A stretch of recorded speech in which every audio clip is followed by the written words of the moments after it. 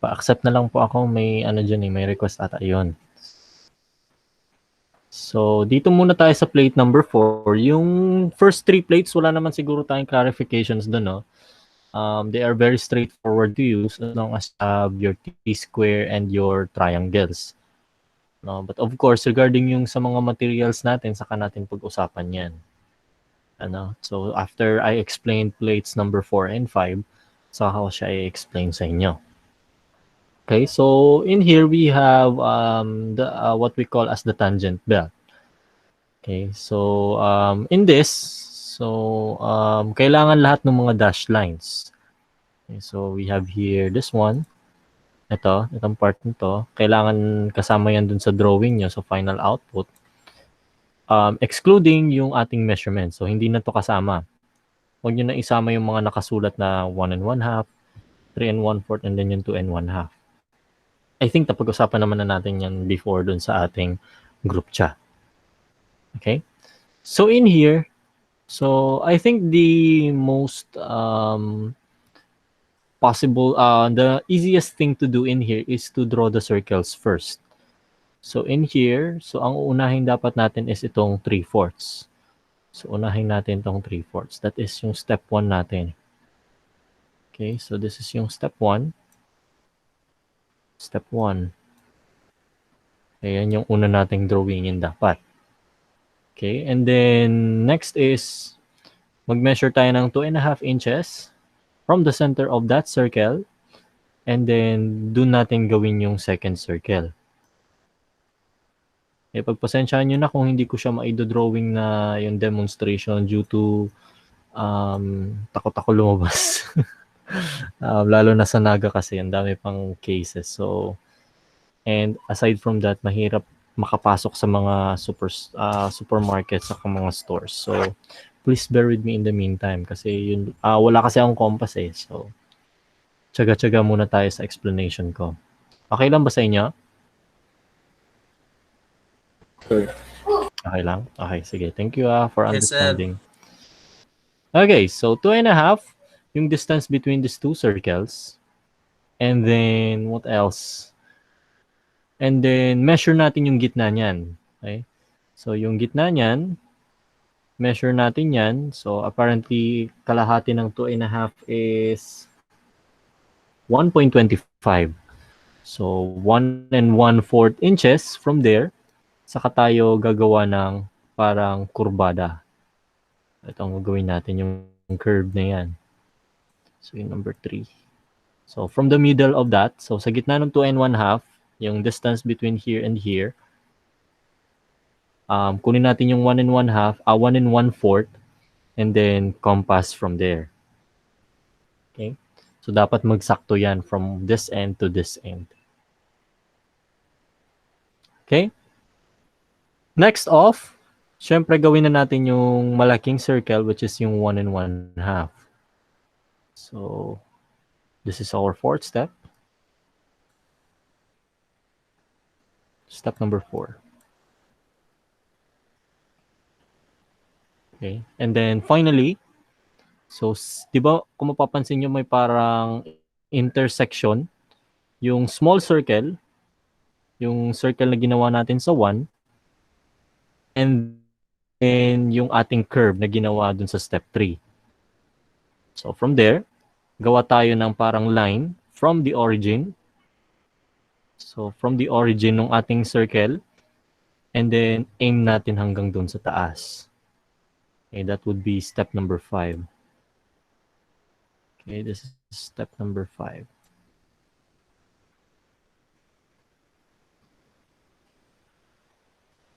Okay. So that's 1. So baka malito kayo, that is not 5 degrees. That is 5. Okay. That is 5. And then next naman is aim na natin yung intersection ng line, nung curve, at nung circle from steps 1, 3, and 5. Aim natin yan dun sa may center ng circle number 2. So that would be our step number 6. Okay? Maliwanag naman so far yung explanation ko.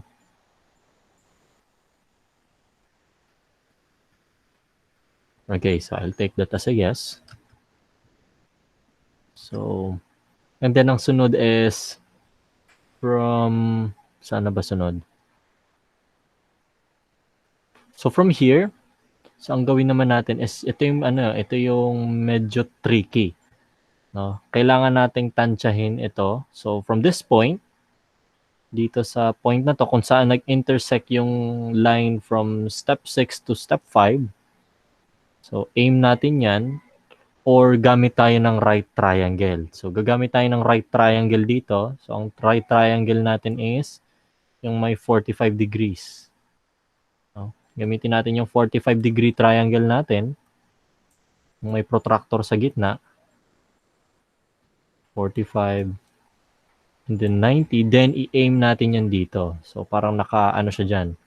Oops. Nakalapat siya like so.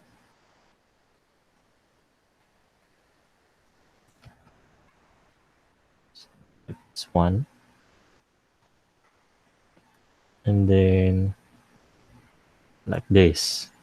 And then kung saan mag-land, so draw lang tayo ng straight line dyan. And then kung saan siya magtama, dun natin isasakto. So this is step number 7. So take note na hindi siya nagtatouch dun sa intersection ng line dito sa circle number 2. So you have to be very careful with that. Now, one thing that I noticed dito sa binigay kong plate is may isa siyang mali. Could you guess, Mr. Guts? Can you guess, Mr. Gatdula? I think na-experience mo na to nung last year. May isang problem. Ano, sir? May problem dyan sa sa plate na binigay ko. Tig-drawing na nindo ni ano? Hindi, sir. Hindi ba? Yan. Okay, Hindi sige, po. di bali na. So, one thing that is wrong in here is this line down here. So, as you can see, so yung step 1 is tama. Dapat pantay siya dito sa baba. So, ipapantayan dapat hanggang dito sa baba. So, you can use T-square or anything as long as straight siya dyan. So, straight line dito. And then, yung one thing na na-notice ko is mali to. Hindi dapat pala yan nag-i-intersect dyan. So, ang gagawin natin is dapat straight din dapat dito. Aim natin pababa. And then, kung saan man yan mag-intersect, dun natin yan isasakto. Like so. So, parang ganyan yan. See the difference between the two. Right? I think mas malinis tignan yung ganitong step. Yung instead na dito mo i-aim sa may intersection ng circle number 2 dun sa straight line na pababa, mas maganda siguro kung ito yung gagawin natin instead. So, no worries para dun sa nakagawa na nito. I am making an exception, but for those of you na nakita yung correction, so I suggest that you do this correction or you apply the correction as well. Okay? So, any questions regarding this? Kasi pag sinabing tangent belt, dapat those two lines touch each of the circles. So, yun yung tinatawag natin na there is a point of tangency. No?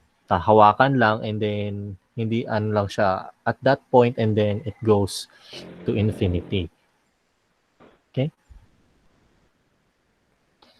So, of course, lahat ng mga drawing natin, kailangan po natin na naka-tech-pen po siya. Okay? So, tech-pen natin is 0.5 pababa. And I would recommend Unipin. No? Kasi yung mga needle point ata, yung mga parang may butas lang. May mga parang butas lang sa dulo, dun sa sides, especially, sila very sensitive to pressure. Unipin doesn't. Okay? I-compare mo yung dalawa or habang naghahanap kayo ng mga technical pen, try nyong idiin yung Unipin and then, di ba may testingan doon ng dodrawingan, right? Kung nagpipirma ng kung ano-ano. Try nyo yung Unipin saka yung isang tech pen. So, yung tech pen kasi pag diniin mo siya, parang kumakalat yung ink. As you, habang tumatagal. Yung unipin, itry mo. Yung black, to be exact. Kasi mayroon siyang gray. Yung black ang itry mo. Pag diniinan mo siya for a long time, hindi kumakalat yung ink or hindi tuloy-tuloy yung pagkalat ng ink. So, yun yung kagandahan sa unipin. So, kaya may mga nakikita akong nag-PPM sa akin, sir, bakit ulit na naman. Kasi madaming mga blots yung kanilang drawing. No? That is usually caused, or although wala naman mali yung lines, pero yung technical pen na kasi may problema. So I suggest that before you buy or kung nakabili na kayo, see to it that it is unipin. So good choice yung good call yung ginawa ng mga bumili ng unipin as what I have recommended. Okay, so kung wala nang question dito sa plate number 4, okay, so don't worry, naka-record naman siya. Sir, Yes po. paano sir nakuha yung circle, sir? Yung dalawang circle. Yung dalawa pong circle, yung maliit, Po, tapos yung it's malaki din. given by 3/4. So 3/4 po Sukat. sa ating ruler is 0.75. Diba? So kung meron tayong ruler, lahat yan naka-inches. Alright? So kung yan yung ruler natin, ito yung 0, ito yung 1. Diba may parang half ata dyan, may parang half line. Then this is yung parang medyo Sir, saan ka nakabili ng mahaba-haba. 0.5? 0.1 lahat eh. Pati ako, 0.1. Meron sa master. Master Square? Yung master na may educational supplies. So this is only applicable for Naga or Lucky. Okay po. Okay, 1, 2, 3, 4, 5. So ganyan. Like so. Okay, so this is yung ating 1/4. Ito yung 1/4. Ito yung 1/2. And ito yung ating 3/4. Okay? So the biggest line next to 1. Okay? Ito kasi yung pinakamaliit. So that is already 6/8. So 6/8 is 6/8, no, 7/8. Ito, 7/8, somewhere there. That is already 7/8.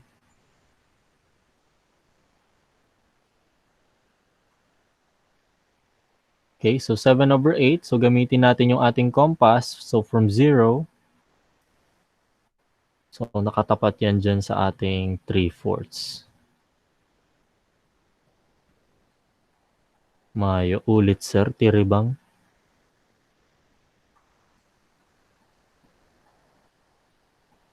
Okay, so yaon dyan ang sa tuyang compass.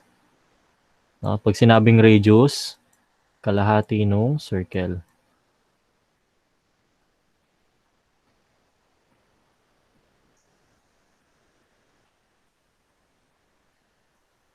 Okay. So from 0 and then move natin yung ating compass hanggang sa makabalik siya dun sa kanyang original position back here. So papaikutin mo siya.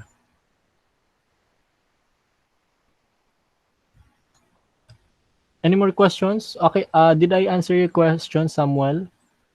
Okay na, sir. Okay, sige. I'm glad that you understood. Okay, so next. Proceed naman tayo dun sa ating this is yung golden spiral natin. So as you can see from modern math, what is the constant of our what is the golden constant? Na-discuss na ba yan sa inyo sa modern math? What is the value of the golden ratio? What is the golden ratio? The golden ratio is 1.618. Okay, so mamaya i-discuss ko yan. So, yan yung golden ratio natin and that is the inspiration behind this plate. And that is yung ating Fibonacci spiral ang tawag dito, or some may call it the golden ratio spiral and some may call it the golden spiral. So, paano ba natin to, sir, gagawin?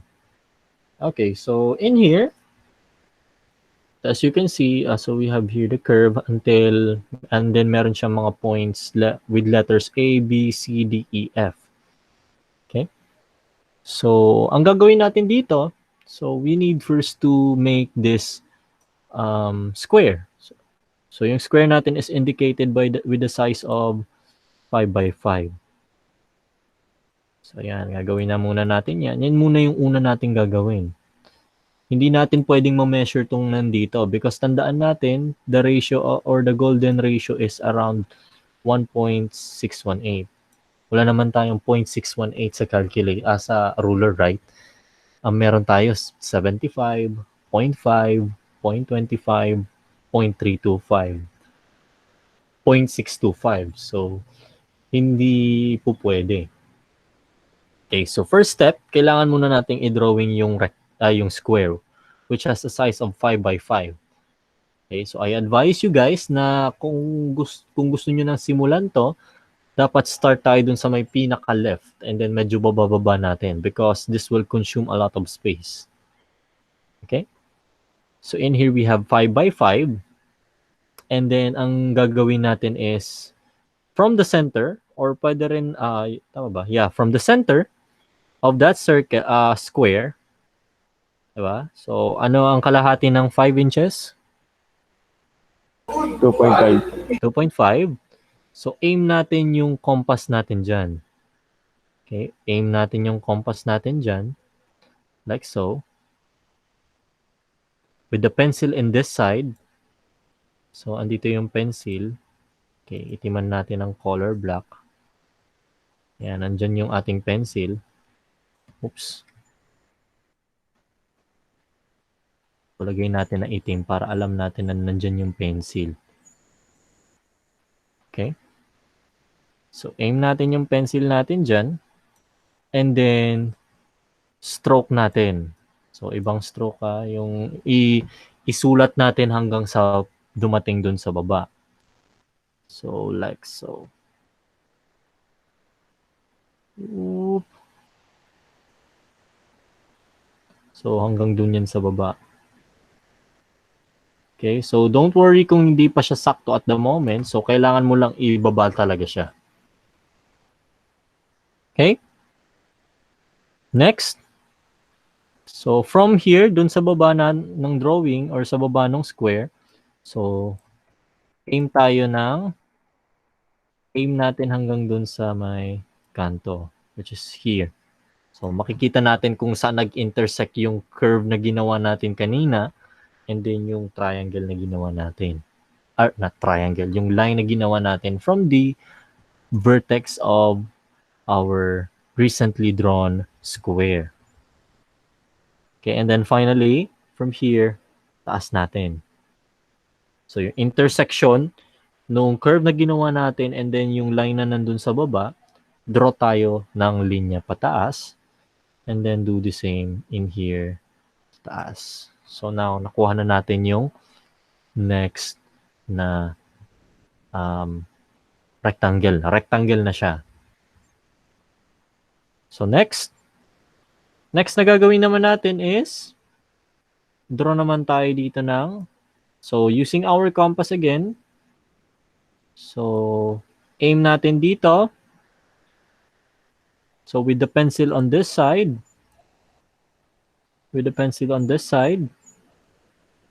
aim natin or i-draw natin hanggang makapunta dun sa kabilang side. So, like so. Nakikita nyo naman siguro dyan sa dash line dun sa module yung pasunod-sunod nung ating compass. Okay, so here. And the intersection from there, so gagawan natin siya ng straight line from here. So ayan, alam ko hindi siya sakto pero at least you get the concept of the steps. Okay? Next off. So from this center, so nakikita niyo na ano pa ba? Wala naman ako na miss out. So nagawa ko na dito. And then ayun. So from here, the center na to, So here, fix natin yan. So notice na yung may mga X, dyan natin i-fix yung ating compass. Okay? Yeah, tama. Yung mga may X, doon natin finifix. Yeah. Okay? So in here, nandyan yung pencil. Take note, nandito. Nandito yung pencil. And then, start stroking on this way. So, pag ganito yan. Okay, like so. And then, intersection yan. So, patuloy, ano lang yan, continuous na yan. Yan. By the way, yung dash lines natin, no need na yan. Yung kailangan ko lang is yung triangle, yung rectangles, yung lines, and then yung curve. Okay? So, ayan. Next naman is, so nagawa na natin yung straight line. Ang gagawin naman natin is use the same compass again. So, okay lang kung i-erase ko. Oh, nawala. I-erase ko na muna siguro yung mga lines na ginawa ko para clear sa inyo.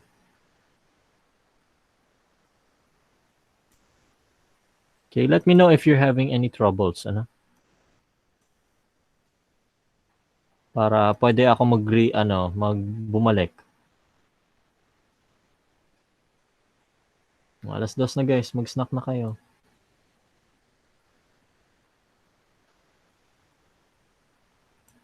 Okay, then baba. Like so.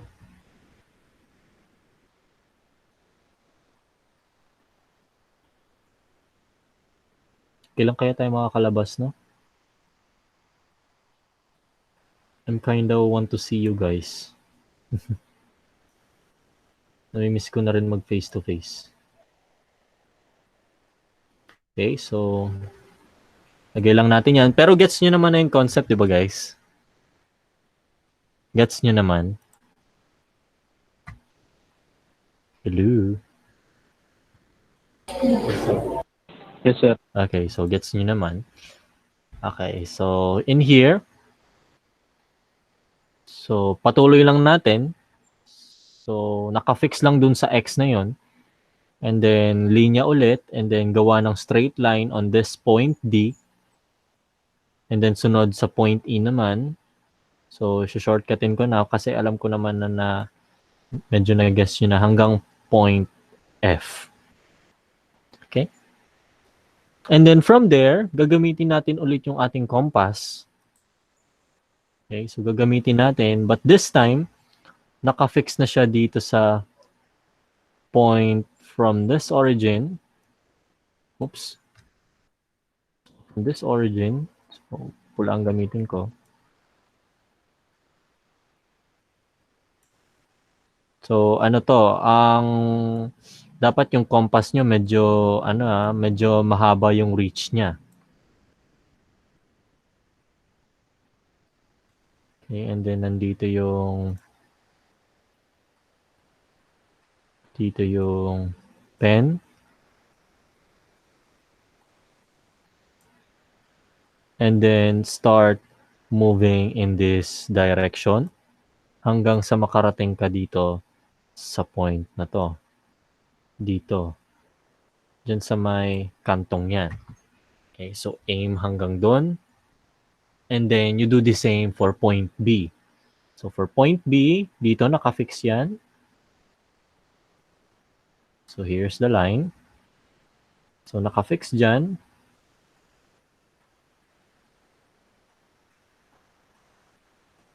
And oops. Dyan. And then nandito yung pencil. Okay.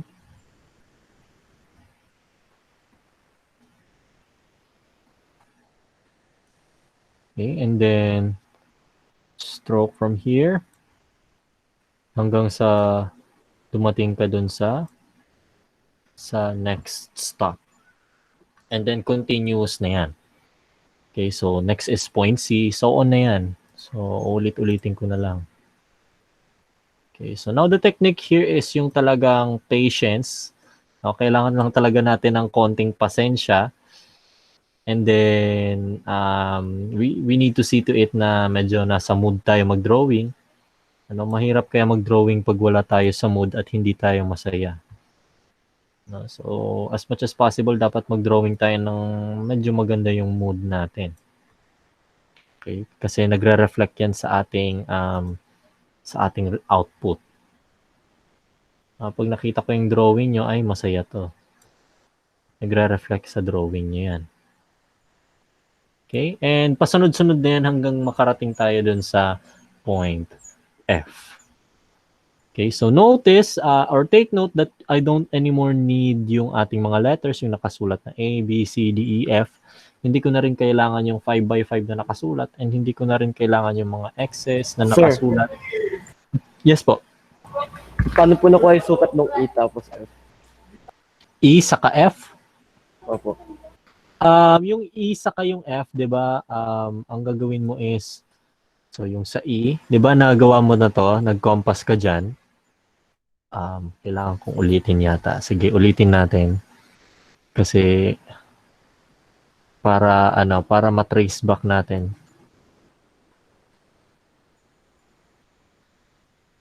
So yan. So paano nakuha yan? So 'di ba in here, 'di ba nakagawa tayo ng line from the intersection ng curve, right? So this part. So medyo kulayan ko ng green para makita natin.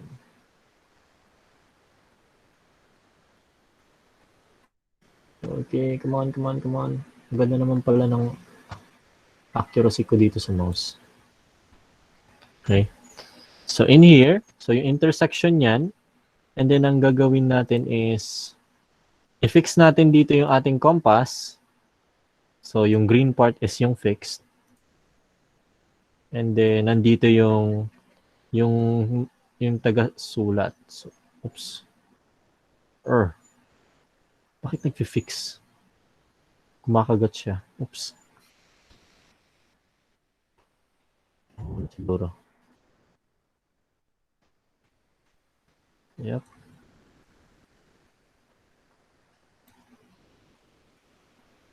Then ito nandito.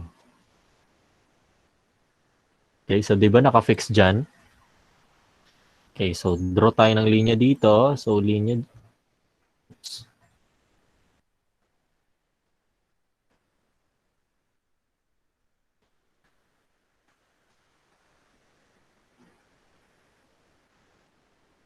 Basta yun na yan.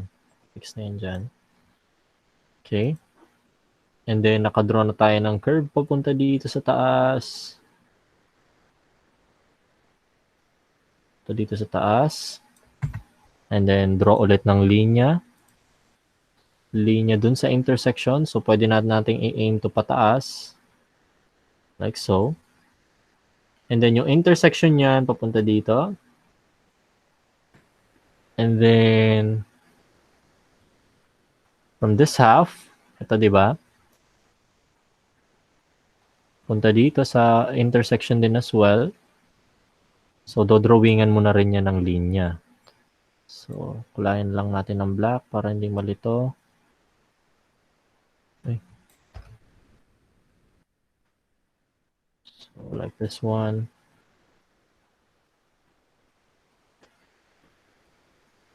Like so. So, yan yung stroke ng compass natin nung pinunta natin papunta dito. Okay. So, ayan. And then, draw tayo ng line dito sa taas. This is red. So, ayan. Then, yung intersection niyan, pababa.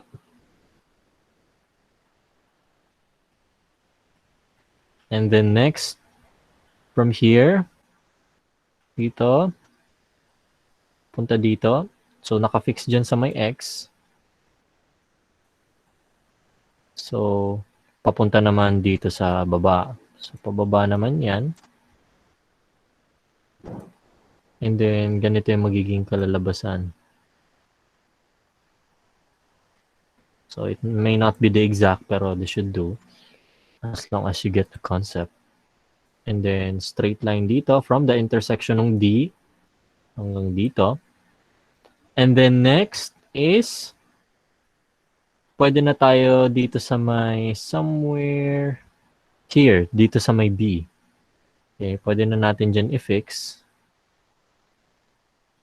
Tama ba? Yeah. Yeah, from here. And then, papunta dito. Tama ba? Yep.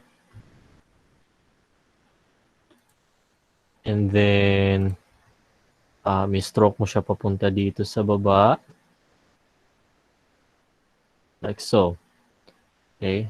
Bababa mo yan. And then, kung nasaan man yung circle, or kung saan man mag-land yung circle na yan, let's just draw a straight line from here. So, straight line dyan. And then, next is, dito naman. Dito sa point na to. And point here. So, I forgot to put some arrows. So, oops. Back. Papunta dito. So, i-move natin na pag ganito. And then, for this one, so, since dito naka-fix, kailangan papunta dito. Okay, so, ito, papunta dito. So, para mag-produce siya ng something like this. Okay, so, sasakto yan dyan. Like this. Okay, and then kung saan man mag-fall siya na line, gawan na natin ang straight line from there. So, ganyan.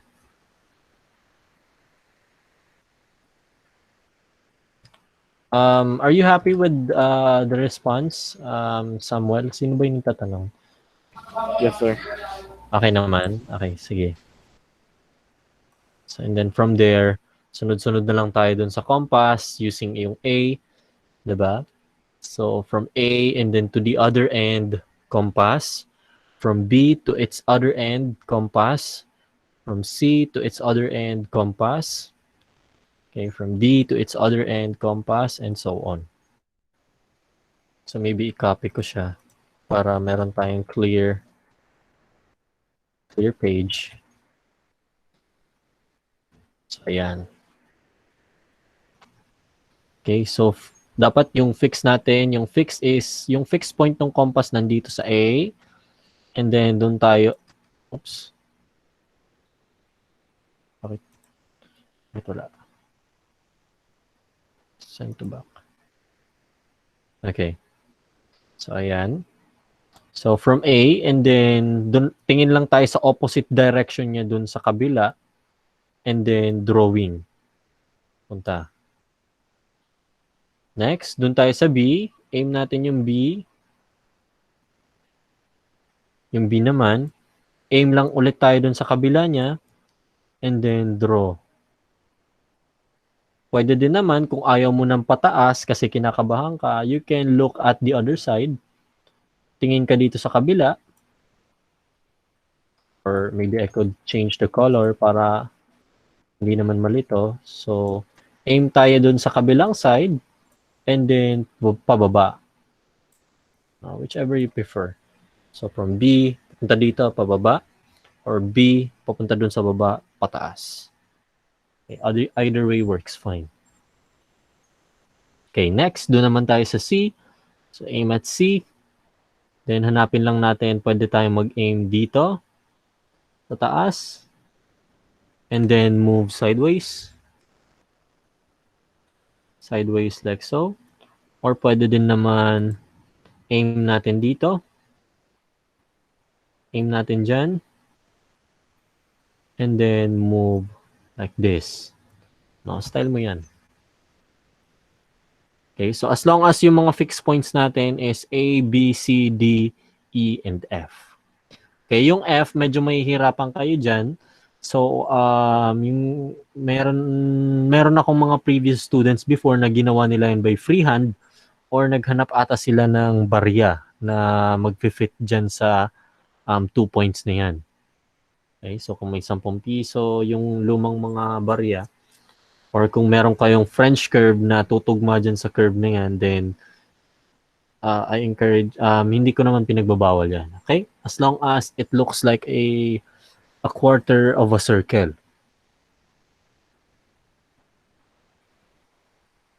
Okay, any questions, guys? Regarding sa materials nyo, do you have any concerns? Saan nyo po, sir, ipopost itong recording? I will be posting this on YouTube. Para hindi kayo nag-check ng inyong Google Sir, Drive. yung nabili ko pong Unipen Ano po? 0.6. Yung nabili kong ballpen, sir, 0.6 po. Regarding 0.6, nagbigay ka na ba ng mga previous drawing sa akin? Hindi pa po, sir. Yung mga sketch pa lang po yun, yung pencil pa lang po, pero hindi pa napapa-analyze. Sige, pwede mo nang itry siguro yung 0.6. I think that's fine. Sige, try mo na. Okay lang naman siguro. Ang nabasa ko po kasi doon, sir, 0.7 baba. Kaya, 0.7 kaya pa baba? pinig ko na Yung lang sinabi yung ko? 0.6. Baka na miss ko lang, sir. 0.5 pala. Well, that's okay. Sige na. 0.6 Pero pwede na lang. pwede na yun, sir. Okay naman, sige na. You can go for it kasi it's just a 0.1 difference. So, go ahead. Yes, Gats. Kamusta, sir? Ay, ayos lang siya. Titignan kayo. Okay. So, sige. Wala naman na tayong ibang concern sa paper. Kamusta kayo dun sa previous drawings nyo? Ulit, sir. Sumusobra, sir, yung ink namin, sir, sumusobra. Yeah, yun talaga eh.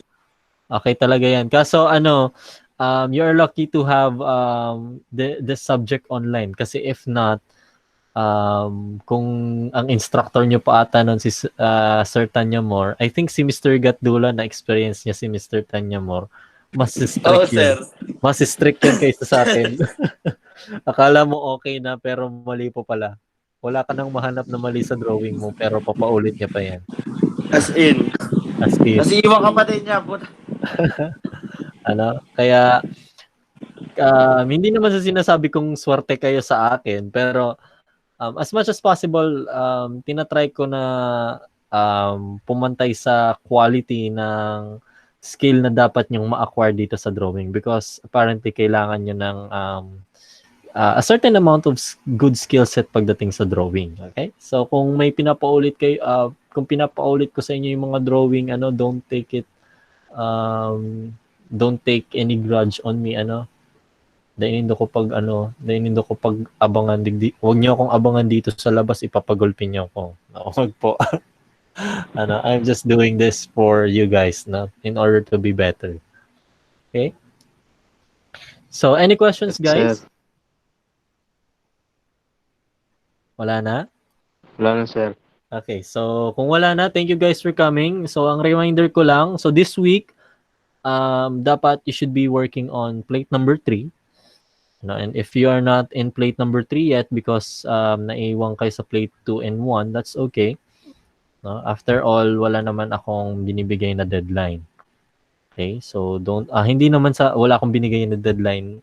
Hindi ako pressure pagdating sa deadline. Okay? So you can submit even if it's late. Okay? So I think by finals, yun na yung nire-require ko na ipasa nyo na yan lahat. Okay? So, Ipas ko, ayun. sir, ma'am, sir, yung plate 1 and 2. As in, yung plate lang ngayon? Yung 1 and 2, sir. Nasa plate 1 and 2. Nagawa mo na. Okay, so very nice. Bago kayo din. Okay, so yan, very good. Thank you, keep it up. So, thank you for the good work. Okay. So yan, thank you guys for coming. Thank you, sir. Ipopost ko na lang to sa YouTube and i-announce ko Thank na you, lang. sir. Okay? Thank you. Goodbye. Thank you, sir. Ingat, sir. Thank you, sir. Ingat, sir. Thank you, sir.